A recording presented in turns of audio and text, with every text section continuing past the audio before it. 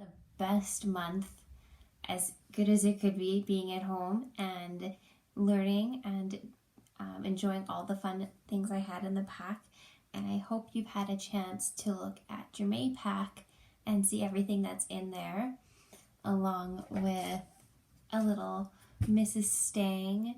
I threw this in there for you to just be with me every day, and you can take me on adventures and you can do whatever you want.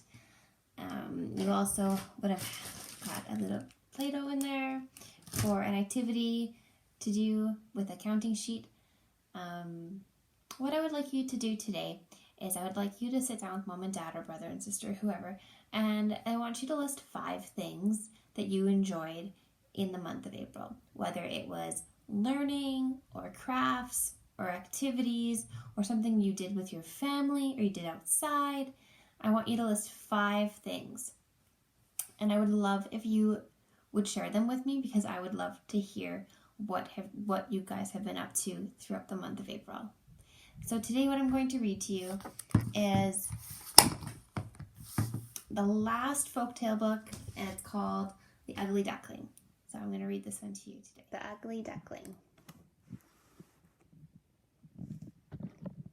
It was summer in the countryside by a cool pond near a little farm. A mother duck sat on her nest of eggs. Suddenly, the eggs began to hatch. Cute little yellow ducklings hopped out of their eggshells. Cheep, cheep, quack, quack, they went flapping their tiny wings. Before long, there was just one egg left in the nest. It was much larger than the others. At last, it began to crack.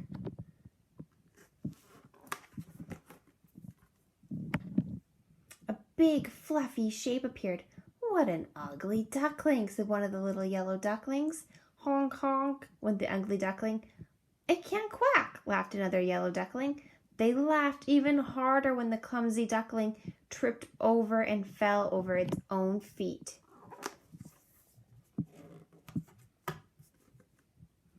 One by one, the baby ducks splashed into the water behind their mother. The ugly duckling swam at the back. The mother duck loved each and every one of her ducklings, including the big fluffy one.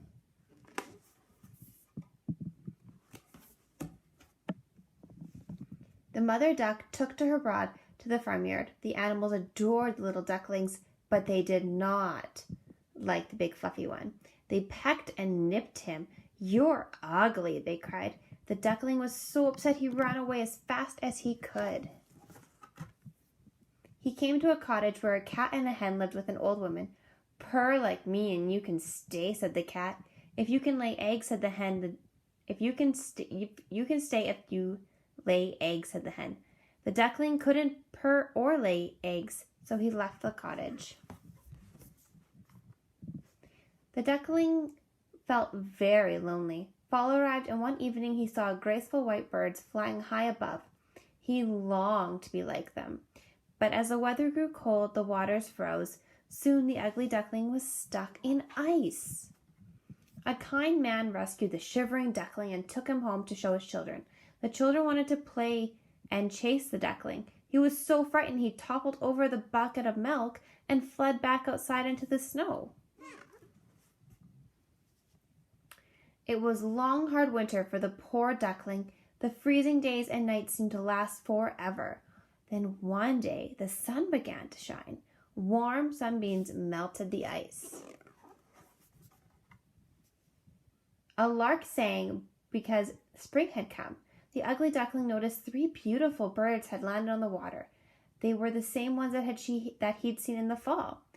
He felt sure the birds would be mean, but he was not afraid anymore. The ugly duckling did not fly away when the birds spotted him hiding in the reeds. To his surprise, they were friendly and welcoming.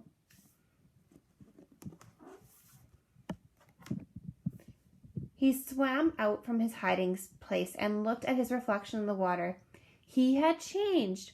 He was no longer an ugly duckling, but a brave and magnificent swan. The older swans bowed their heads to their new friend. He rustled his feathers and curved his slender neck. He was filled with joy when the little children pointed out and cried, "Look at that lovely new swan." In a flurry of wings, the young swan flew off with his new flock. He had never dreamed of such happiness when he was an ugly duckling, and knew he would never be lonely again. The end. That's all I have for you today, boys and girls, and I will see you tomorrow for a weekend Facebook fun activity with a read aloud and some activities, and then Sunday and then Monday we get to start our brand new month in May with our brand new letter. So I hope you have a great Friday, and we'll see you tomorrow.